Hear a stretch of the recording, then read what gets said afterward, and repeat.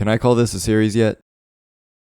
So at this point, I've tried to recreate 3 Krispy Kreme donuts at home. The first 3 were all regular staples, but a few months ago I tried one of their specialty donuts, this Biscoff Cheesecake donut, and I was immediately amazed. This is probably my favorite donut that they've ever made. I knew that I had to try to make this at home. I wasn't going to be able to before they discontinued it, but nonetheless, here we are, and this is what I came up with. By the way, this is a ring-shaped, regular glazed donut with some cookie butter icing and then some cheesecake filling on top. My recent trip to Belgium as well really made me fall in love with the Biscoff flavor once again. But anyway, I feel like I've pretty much gotten down my regular glazed donut recipe, so I'm going to run through that first. As always, this is meant for like a half dozen donuts, even though I always get more. I got 8 out of this recipe, even though I feel like I'm adding less and less flour every time, but I also repurposed the donut holes into the dough, so that might be why I had more. Starting with 180 mils or 3/4 of a cup of whole milk and just a tablespoon or 15 mils of water. You should heat this between 90 and 110 degrees Fahrenheit before adding the yeast, but I forgot. It's 3.5 grams or a half packet of dry yeast. Also stealing a spoonful of the 35 grams or 3 tablespoons of sugar that I measured. I carefully microwaved this mixture on half power until it reached 90 degrees Fahrenheit, and it didn't kill the yeast. So good to know that that works. But anyway, let that stand until it becomes a frothy boy. I always recommend using a stand mixer for enriched doughs like this because it makes it much easier. Going in with 280 grams or 2.5 cups of all-purpose flour, 3 grams or a half teaspoon of kosher salt, the rest of the sugar, and an optional few seconds worth of ground nutmeg. I can't live without it. Preliminary mix that with the dough hook and then add in your frothy boy.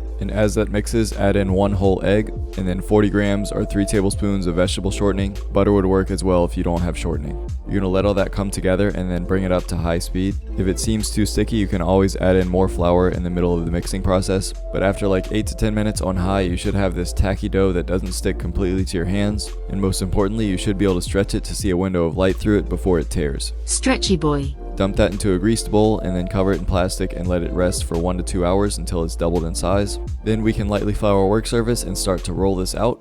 Basically, just get it to between 1/4 and 1/2 inch thick. I have my floured 4-inch Pelican's cup and a spice lid to cut my donuts. Just cut as many as you can and pull those off to a parchment or silicone lined baking sheet. Take all those scraps and fold everything together until it's a smooth ball. I'm adding my donut holes until the very end because I don't want a lot of those. You have to let that dough ball sit for at least 15 minutes under a towel so the gluten can relax. Then repeat the process and cut as many donuts until you run out of dough. Again, I ended up with 8 donuts and 2 donut holes. And once all your cut donuts have sit for at least 45 minutes to proof, you can start to fry. I'm going into 350F or 180C neutral oil. I sometimes let it get too hot at the beginning, like 370 degrees Fahrenheit, and that'll quickly turn the outside of your donut too dark before the inside is cooked, so just be careful. I flip them at about 30 seconds and then flip them again if needed until they're done, but they don't take long at all, so don't walk away. Those get pulled off onto a wire rack lined baking sheet, and within a minute or so I like to dunk them into the glaze so that it can start to harden around it. Which, speaking of, it's very simple. It's 130 grams or 1 cup of sifted powdered sugar, a pinch of salt, 2 tablespoons of light corn syrup, and a splash of vanilla extract. Then you whisk in just enough whole milk until it's where you want. I like my donut glazes to be pretty thin, so I make this pretty liquidy. That said, I still like to add a little bit at a time so I don't overdo it, because you can always add more. After a few splashes of milk, this is the consistency I have, and this is what I want. So I lightly press the donut in on one side and then flip it using a chopstick. Just be careful as the donut is still very airy and very delicate at this point, so you don't want to puncture it. Once it's fully coated, you can lift it and let the excess drip off for a few seconds and then back to the wire rack. You're going to repeat the frying process with all of your donuts and then glaze them pretty soon after. And then they all need to sit for several minutes until that glaze hardens and sets. They need a good 30 minutes or more at this point. But that's perfect because it gives you time to clean up and get ready for the next step of this recipe. That would be arguably the best part of this recipe, which is the Biscoff cookie butter. If you've never had cookie butter, it's one of the most unhealthy things on this planet, but also one of the most tasty. The problem is, I thought it was going to be too thick to spread on these donuts without completely mutilating them. So I thought there were 2 options to thin this out.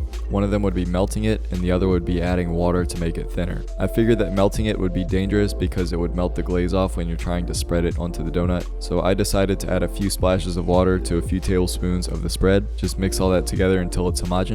And I did a few iterations of water and also adding some butter just to make this the right consistency. This was my first time doing this, so I just had to pick a consistency and then use one of my donuts as a test subject. which after the glaze hardened, I grabbed one of my donuts and then twisted it around in the thinned out spread. And that's admittedly not one of the most appetizing things that I've ever seen. To me, that told me that the spread was too thin and I needed to thicken it up a bit, so I added a bit more of the cookie butter and then mixed that in until it was a bit thicker. Tried it again on another donut and it looked a little better, but it's still not smooth like the donut that I got at Krispy Kreme. I really don't know how they got that consistency on top of the donut, because even at this consistency, it was already almost too thick to spread around the donut without grabbing a spoon and then using that to even it out.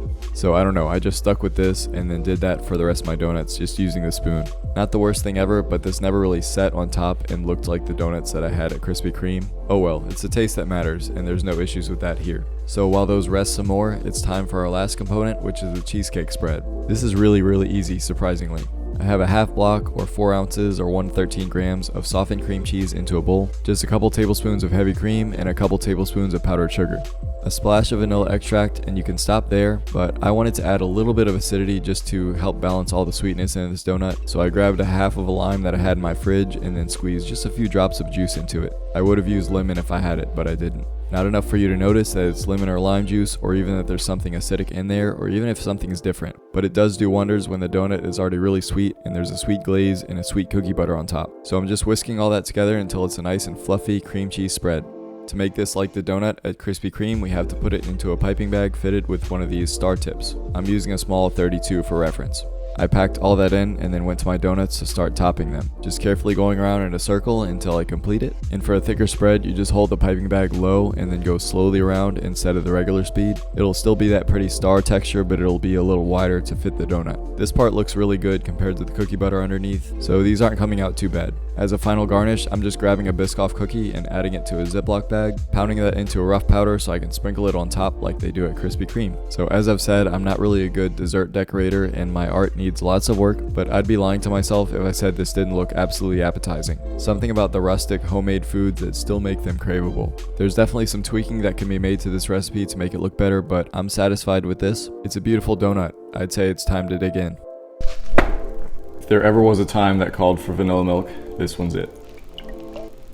So not the prettiest piece of work, even though I still think it is good looking. It's just the consistency of this Biscoff butter I couldn't get right. Maybe melting it is the way to go because it does change state and it'll change back at room temperature. Whereas water, once you change it, it's gonna stay there because it's always been at room temperature. But I have fond memories of when this came out at Krispy Kreme earlier this year and how much I loved it. A bunch of flavors that you can't go wrong with. Let's go right in, cheers.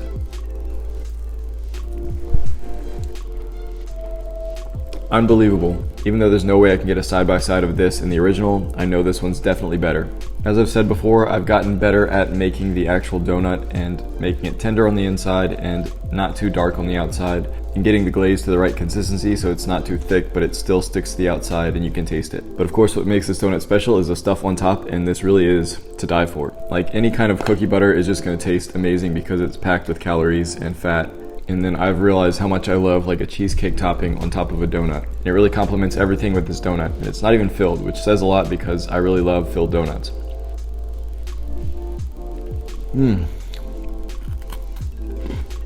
Tastes like Delta.